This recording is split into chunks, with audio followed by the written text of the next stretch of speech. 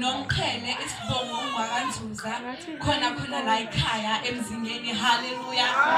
Okhethelekile ngizothanda ukubingelela wonke umuntu okhona la esontweni ngokwesikhundla sakhe. Haleluya. Ebese ngithoba futhi ngibingelela umoya ongcwele ophakathi kwethu. Haleluya.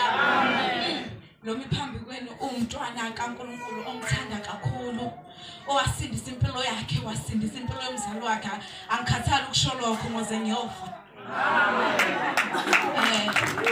Mina bazalwane, incwadi engithanda siphuthume kuyona Nomqhele 10 verse 4. Amen. La isihloko esiphiwa sona sithi ukuhlakanipha nobuwula.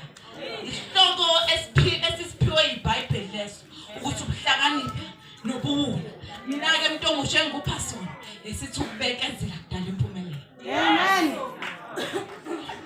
Bengathanda ukuyifundela, bengicela angifundele. Nomqhele 10 verse 4. Yes. Nomqhele chapter 10 verse 4.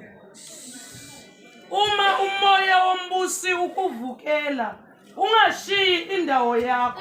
Uma umoya wombusi ukuvukela, owani umoya okuvukelayo? Owaka bani? Uvukela bani? Beka. Uma umoya wombusi ukuvukela, ungashiyi indawo yakho. Yiphi indawo kumele ungayishiyi? Ekabani? Ekabani? Ngokuba ukubekezela kuvimba izono ezinkulu. Ngokuba ukubekezela kuvimba izono ezinkulu. Yini le evimba izono ezinkulu? Ukubekezela. Haleluya. Kanti ngoba niyalazi ke? Lena yinkonzo yabantu abasha. Niyalazi leligama elithi ubusha lichazani? Leligama elithi ubusha lichaza into entsha. Into engakazithintwe. Into esanamandla okwenza yonke into. Haleluya. Thina singabantu abasha. Shuthi thina sisenamandla okwenza izinto zenzeke. Okuthi noma sekufunge kwagomela kwathiwa lokhu angeke bade bakwenze. Kepha ngoba thina singabantu abasha ebanoNkulunkulu senze izinto zenzeke.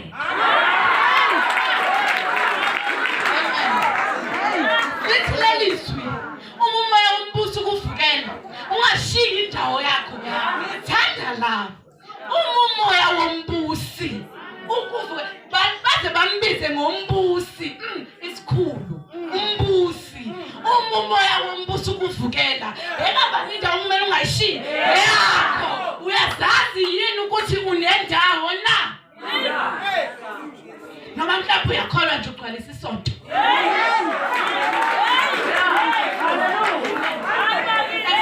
Sinezinto ezinkulu esigodlile. Sigodleka ngenxa yokuthi siphila ezweni. Ebese senza izinto zezwe. Engamele ngabe senza izinto zezwe. Thina sibone bezwe. Isona sethu ukuthi sihlale ezweni. Thina bakaNkulunkulu. Asehlulwa yilutho thina. Akukulingisela ukuthi asehlulwa yilutho thina. Phela uthi sho wena uthi angehlulwa yilutho.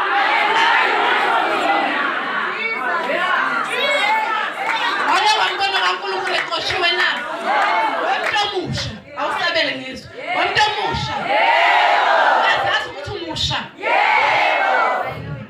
ngiyajabula ukuthi uyazazi ngoba leligama elithi ubusha lisho izinto eziningi ezinkulu kodwa mina ungazazi.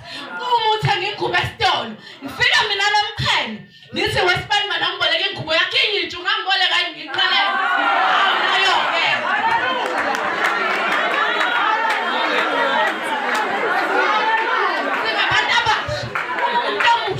Hlonipha isithunzi sakho muntu omusha. Angithi umusha wena. Manje yena ufika lapho ukwenza umsebenzi kaNkulunkulu. Angithi phela umusha. Isidalwa esisha sikaNkulunkulu.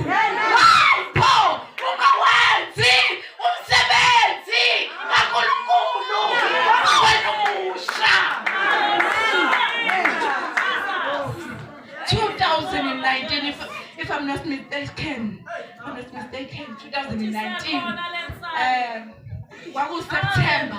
September to 17. Ngisenyokeni kwaNomqhele. Church. Yes.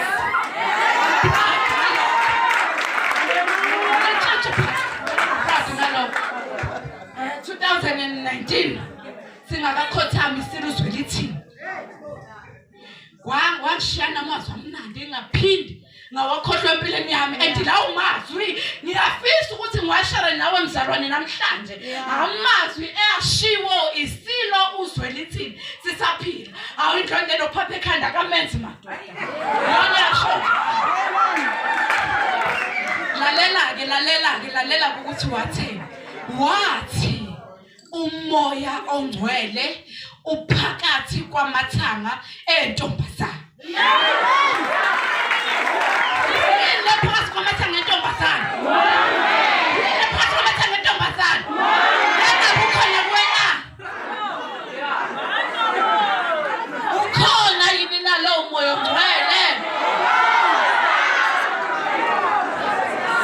Nithi ukhona.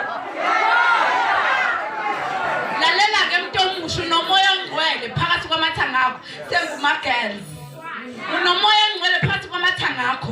Wena uyintentsha, unegolide. Awu, amanye amadoda ayithenga ngenkomezo u-11. Wena unesibindi sekupha umfana mahala ha. Wena unesibindi sekuvulela mntomusha. Ulahle igolide lakho.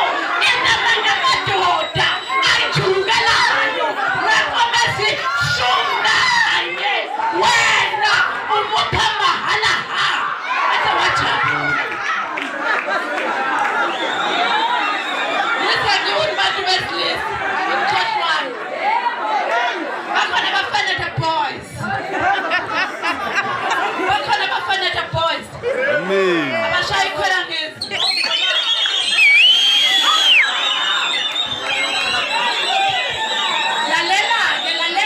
Lalela-ke insizwa yakithi. Uyabona ngoba uzalwe kulomuzi ozalelwe kuwo. Uzalelwe ukuthi ngelinye ilanga lelo khaya ngabe likaSibiya, ngabe likaMpontshane, ngabe likaManqele kumele livuke. Kumele kube wena indoda yalelo khaya ngalinye ilanga. Manje musudla amadrasi uthi lo baba wakhe ekhaya athembele kuba. Wena mawuphethe imali awucabanga ukuzonikela esontweni, ucabanga iluzi ngoba yona into efika emqondweni wakho. Haleluya. Lalelani-ke bazalwane, thina sinezinto ezinkulu. Inkinga yethu singabantu abasha, cabanga nje le gama elimnandi kanje, intentsha. Siyimosha ngokuthi sibuswa yimimoya yembusi. Angicela ngifundela Mshumayeli 10 verse 1.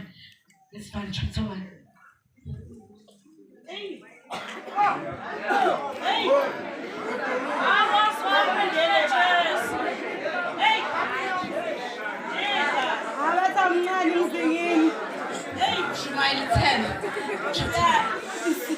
Mshumayeli 10 verse 1. Izimpukane ezifileyo zenza amafutha omthaki ukuba anuke. Mana lapho yini lena enza amafutha omthaki anuke?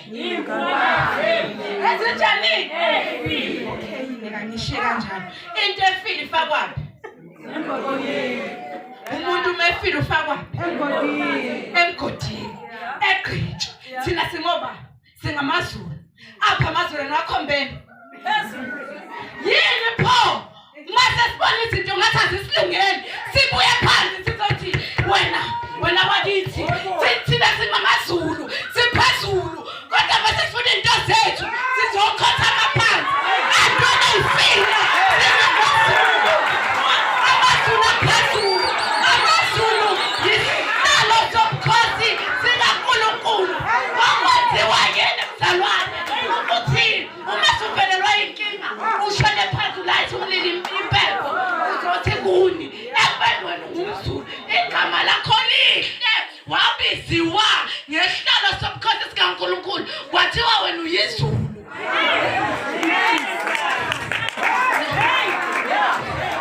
Impukane ifile zenza amafutha omthaki ukuba nokabile. Enjani impukane efile ngakho qaphela endleleni isikhathi esiningi awugirwa abantu abakude nawe, ugirwa abantu ebadala osondelene nabo, abantu abathembile kube yibona bajikela.